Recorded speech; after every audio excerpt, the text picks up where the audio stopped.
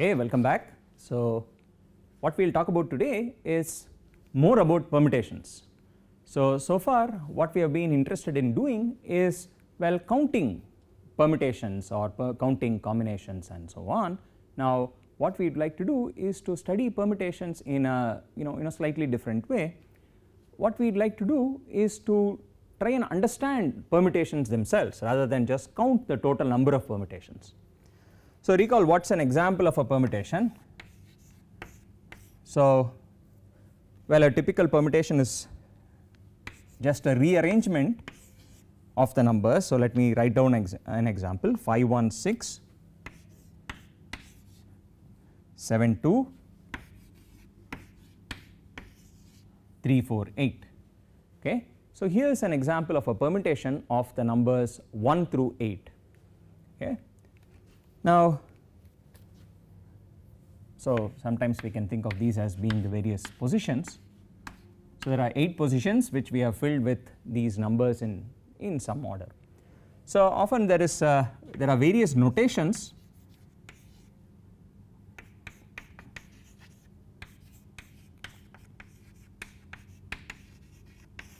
which make it somewhat easier to think about permutations. So one of them is what is called the 2-line notation. So a 2-line notation, so this permutation here would be represented as follows. So we think of this first thing here as really being position 1, and the second blank here as being position 2, the third is position 3, and so on. So we think of each of them as being a certain position, 5, 6, 7, 8, and then we write down what, so the first line here is the position. So in position 1, position 2, 3, 4. So we first, the top row here, the top line is just the position numbers, and the bottom line is the entry in that position. So for example, in the first position here we have the number 5, the second position has the number 1, 6, 7, 2, 3, 4 and 8. So this notation here is sometimes called the 2-line notation for a permutation. So the thing we wrote out first is often called the 1-line notation, where we do not explicitly write out the positions themselves but only keep track of the numbers in the various positions. So this is another way of representing the same permutation. Now observe, so there is also a pictorial way. You can think of a permutation as really being a function. So what do we mean by that? So imagine I have the set consisting of the numbers 1, 2, 3, 4, 5, 6, 7 and 8. So that is my set. So let me draw it as a set, and a permutation, so let me call this set as S. A permutation can be thought of as giving you a function from the set S to itself.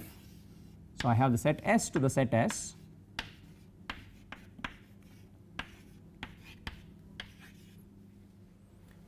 So what is this given permutation? Think of it as the first set S as sort of being like the position numbers, and the second set S sort of representing the entries themselves. So what we have is something which sends 1 to 5, 2 to 1. So let us write this out. This sends 1 to the number 5, 2 maps to the number 1. So this function sends 3 to 6, 4 to 7, 5 to 2, so 2, 3, 4 and 8. So this goes to 2, 6 goes to 3, 7 goes to 4 and 8 goes to itself. So this picture here that we have drawn is, well, another way of thinking of the same permutation. It is a function from the set 1 through 8 to itself, and further it has the following nice property that it is a one-to-one and onto function. So well, what is a permutation? So observe, a permutation of, in this example, the numbers from 1 to 8 is nothing but a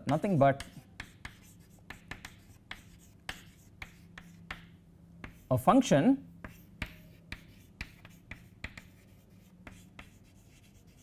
from the set consisting of the numbers 1 through 8 to itself.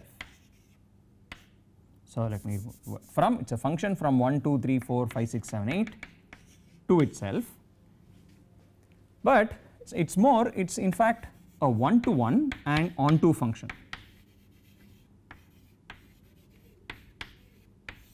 So that's the key observation here. It's these two put together is what's sometimes called a bijection or a bijective function. One-to-one of course means that two different elements of S here don't map to the same element. So everything maps to different elements, and onto means that every single element in S here has something which maps to it. Okay, so it is sometimes called a one-to-one correspondence. Everything here maps to different things there, and everything there does get mapped from something. Okay, so it's a one-to-one and onto function, and so sometimes such diagrams are nice to have. Now one of the simplest examples of a permutation in general is what's called a cycle. So what's an example of a cycle? So let's assume we have the numbers 1, 2, 3, 4. So here's an example of a cycle 2, 3, 4, 1. So what is this? So this is the one line notation. So now I've written this out in one line notation. The same thing in two line notation would be the following. So I have 4 positions. So I have 1, 2, 3, 4. Those are the 4 position numbers. And position 1 maps to 2. In position 2 I have 3. In 3 I have 4, and 4 I have 1. Right? It's the same permutation in two line notation. And so again you could also think of it in terms of the function. So what is it from the function point of view? So I have a diagram as I did before. I have 1, 2, 3, 4, the set 1, 2, 3, 4. So here 1 goes to 2, goes to 3, 3 goes to 4, and 4 maps to 1. Okay, so those are the 3 different notations or ways of thinking about it. But in this case there is yet another thing one can do. So we have 1. So imagine what happens. So think of it from the function point of view or the two line notation point of view. Let's start with 1 and look at what 1 maps to. So 1 maps to 2, and now I am at 2 and I look at what 2 maps to. 2 maps to 3 according to this. 3 maps to 4, which then maps back to 1. Okay. So here's yet another way of thinking about or depicting this permutation. It's just something which sends 1 to 2 to 3 to 4 back to 1. Okay. So that's the reason why this is called a cycle. You can think of it most ideally as, well, numbers 1, 2, 3, 4 arranged in a circle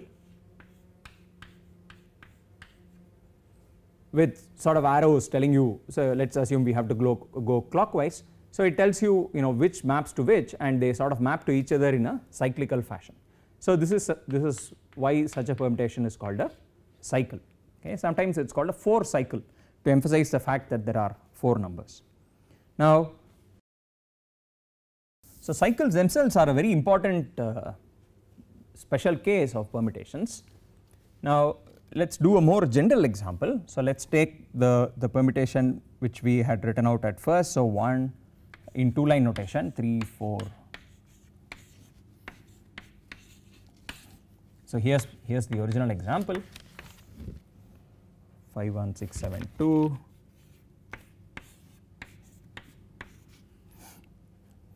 3, 4, 8, and so this was the two line notation. So let's give this permutation a name. Let's call it pi. Okay, the permutation pi does this. Now let's try and think of this in terms of cycles. Okay, so what does that mean? Let's start with the number 1. So we start with the number 1. So that's this guy, and look at what it goes to. So 1 maps to 5. So I write it in the same way. I have 1 mapping to 5. Now, well, what's next? Now that I am sort of at 5, I look at what 5 maps to under this permutation. So 5 maps to 2 under this permutation. So I note that down. Now I am at 2, so I go back to 2 and look at what that maps to. Well, it seems to map back to 1.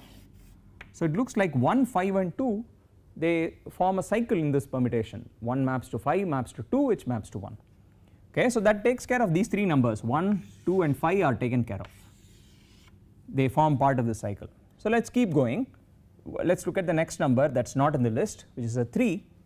So I write down a 3 and see what a 3 goes to. 3 goes to a 6. but then the 6 maps back to a 3. So it seems as if I have the following: 3 goes to a 6, the 6 maps back to 3. Okay, so I am also done with these two numbers, 3 and 6. Now I will look at 4, 7 and 8. I look at 4, which maps to 7, 7 maps back to 4. So I again have 4 maps to 7, maps to 4, and 8, so the last guy here, seems to map back to itself. Okay. Now this picture that I have drawn here is not that of a single cycle, but rather of 4 different cycles. Okay. So I have here a cycle of length 3. So let's keep track of the lengths of the cycles. Here I have a cycle which has 3 numbers, so I will call that a cycle of length 3. This guy here is a cycle of length 2. This guy here is a cycle of length 2, and the last guy is a cycle of length 1. So cycle of length 1 just means it's something which maps back to itself under the permutation. So now what we have done is the following: we have looked at these 8 numbers, we have looked at a permutation of these 8 numbers, and we have what we would call decomposed it into cycles. So this permutation really is composed of, well, there is a 3 cycle, there is a 2 cycle, another 2 cycle, and a 1 cycle.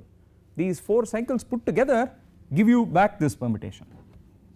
So sometimes this way of decomposing is called the cycle decomposition, and so we often have yet another notation for this. So this is called the cycle decomposition.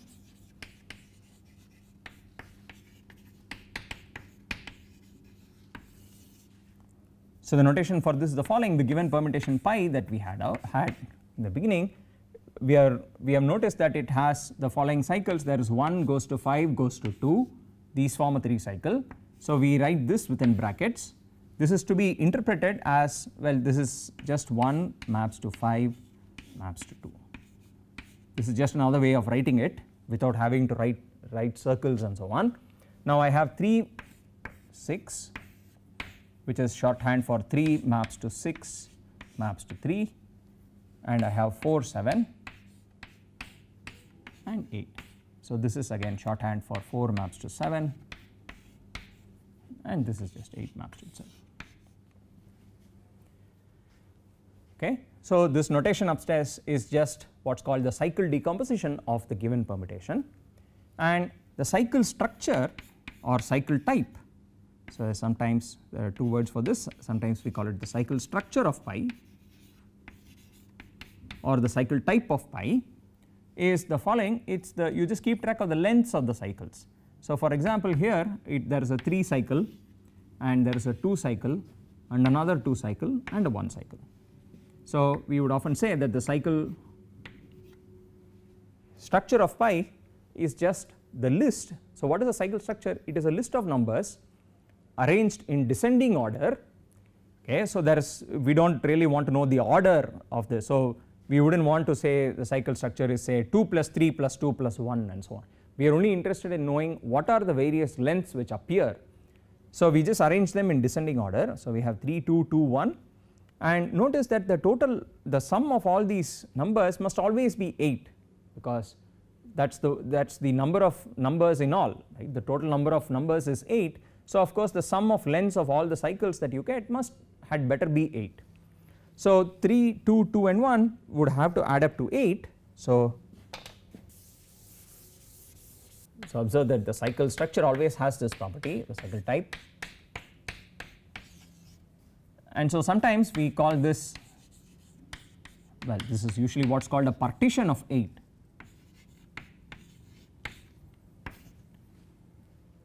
Okay, a partition, the definition is, it's a way of writing the given number as a sum of natural numbers. So what are other possible partitions of 8? Instead of 3, 2, 2, 1, you could say, for example, 7 plus 1 would be another partition, or 6 plus 1 plus 1 would be another partition, and so on. So there is a very long list of partitions of 8.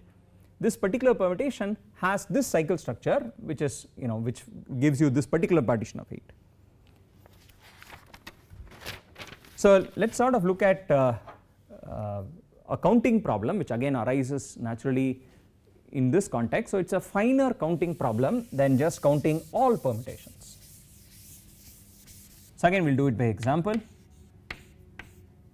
So 8 is somewhat large for our purposes. Let us take just permutations of 4.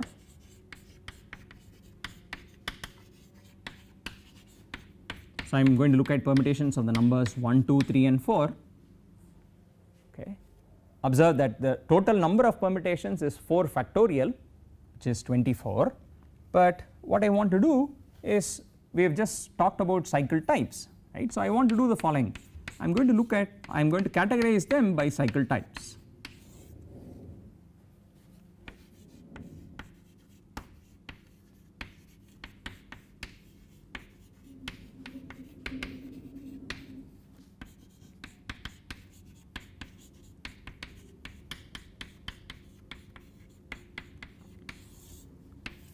So I am going to make a table which has cycle types on the one hand and the number of permutations with that cycle type on the other column. So for example, what do I mean? So let me look at the following. Let me look at permutations whose cycle type is 3, 1. Okay. So I'm going to do the full list, but let me start with this. I'm going to look at permutations whose cycle type is 3, 1. So what do I mean by that? So notice that when you say cycle type is 3 and 1, what it means is I am looking for a permutation of 1, 2, 3 and 4 in which there is a 3 cycle. For instance, 1 maps to 2, maps to 3, back to 1, and 4 maps to itself. Here is an example of a permutation whose cycle structure is 3, 1, right. And well, what are other examples? So basically I need to have a 3 cycle and I need to have a 1 cycle. So how do I write down other examples? Well, first let us choose what goes into the 1 cycle. That is the easiest thing to do. So instead of 4 I could pick some other number. Let me make 3 as the element which is in the 1 cycle. Then the numbers in the 3 cycle are determined. So 3 is already done. So I need to look at the numbers 1, 2 and 4. So I have the numbers 1, 2 and 4, and how many different 3 cycles can I form with those?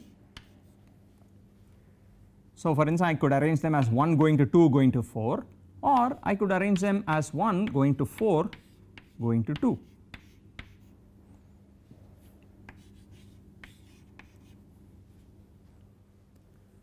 Okay. So at the moment what I have done is just write down a bunch of examples of permutations of the numbers 1, 2, 3 and 4 in which for which the cycle structure is 3, 1.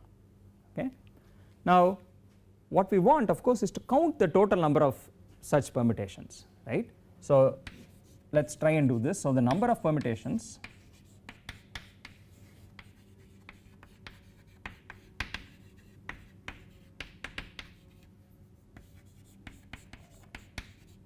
with cycle type 3, 1. How do I try and count this? Okay. So here's the idea. We have already used it when trying to write down examples of such permutations. First we pick the number which goes into the 1 cycle. Okay. So first we, out of these 4 numbers, we choose one number. So that's 4C1 ways of choosing one number. And what does this 4C1 represent? This is the number of choices for the entry which goes into the 1 cycle. So here we have just choose entry for the 1 cycle. Okay, so that is 4C1 choices.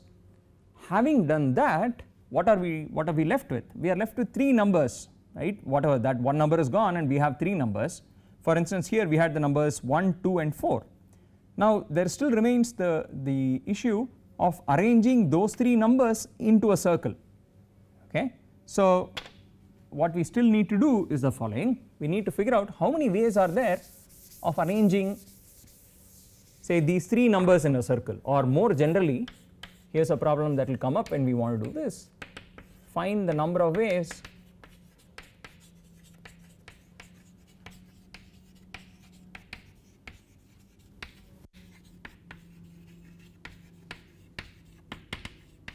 of arranging n numbers in a circle. Let us say the numbers 1 to n in a circle.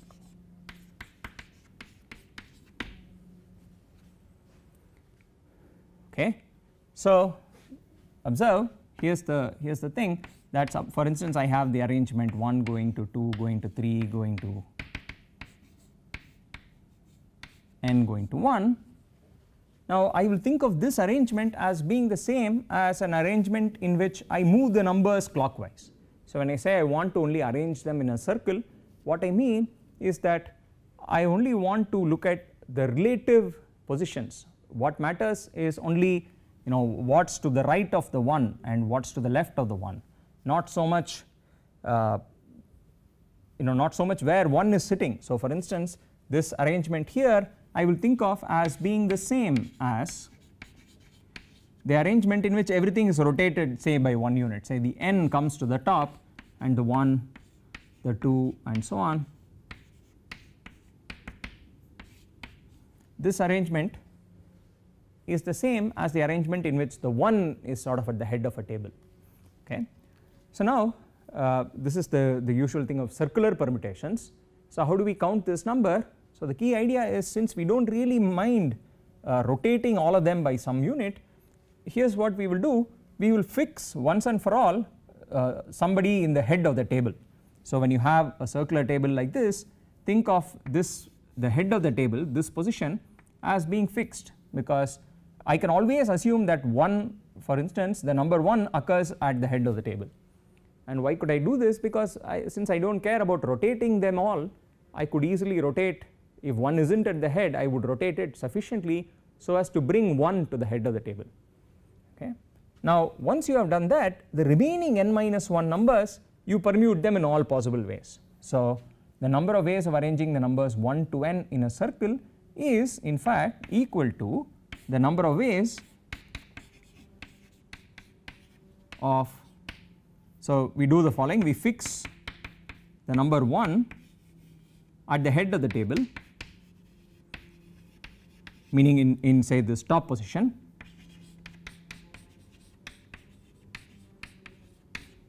and just count the number of ways of permuting the remaining n minus 1 numbers in all possible ways.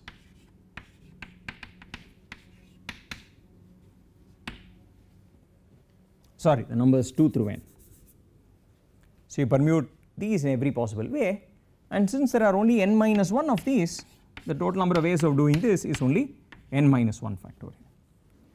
Okay. So this is what we usually call circular permutations. So we are only interested in their relative positions, and the number of such configurations is in fact n minus 1 factorial. So coming back to this problem here, we have chosen the entry which goes into the 1 cycle. What's left is 3 numbers, and those 3 numbers must be arranged in a circle, and the number of ways of doing it, as we just saw, is 3 minus 1 factorial. So it's 4 choose 1 times n minus 1 factorial, where n is 3. So what is this? This is just the number of circular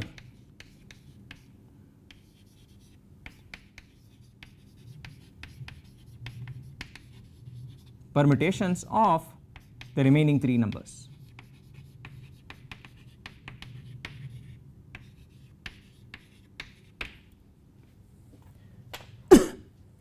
Okay. So we have managed to solve this counting problem. The total number of choices would therefore be 4 choose 1 is 4, and 3 minus 1 factorial is 2, so it's 4 into 2, which is 8.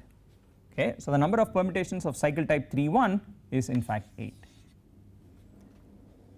Now of course one wants to do it for every other cycle type as well. So observe, as we said, a cycle type would always be a partition of 4. So you could have a 3 cycle and a 1 cycle, or you could just have a 4 cycle, or you could have a 2 cycle and a 2 cycle, you could have a 2 cycle and 2 1 cycles, or you could just have all 1 cycles.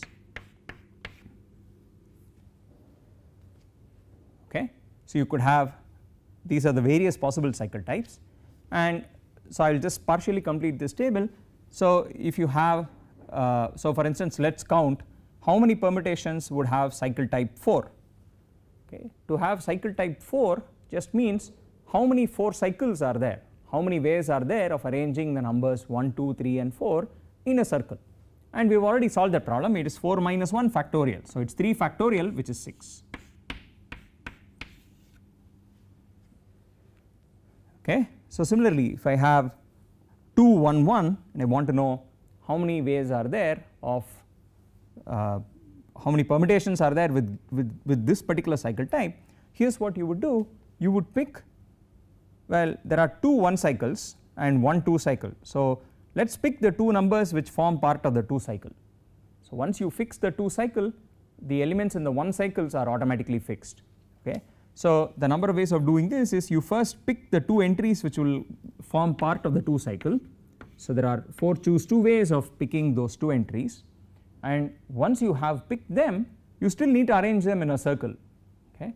So the number of ways of arranging 2 numbers in a circle is just 2 minus 1 factorial, which is just 1 factorial. Okay. So this is again 4 choose 2, which is a 6, and so I'm sort of doing this a little fast because I really want you to think about this on your own. So these remaining 2 entries, observe that the total sum of all these numbers had better be 24, because the total number of permutations of 1 2 3 and 4 is exactly 24. So observe total permutations, total number of permutations is 24. So here I have 6 8 6, and let me just fill these remaining 2 numbers, and you should work these out to see that you get exactly these numbers. This is a 3 and the last one is a 1. Okay, so a 6 8 3 6 1, let us check, it is 24, that is 14 plus 3 17 23 24. Okay. So these are the various numbers of permutations of various cycle types. So observe, this is a somewhat finer counting of the set of permutations. The total number is just counted very easily, it is 4 factorial, but when you want to get a finer idea of how many have cycle type 4, how many have cycle type 3 and 1 or 2 2 and so on, then you need to sort of use these ideas of circular permutations and first choosing the entries and things like that. Okay. So it is a slightly more sophisticated counting problem which brings in many of the techniques we have looked at so far. Okay. So next time we will do a little bit more about permutations specifically related to cycle types and the notion of sign of a permutation.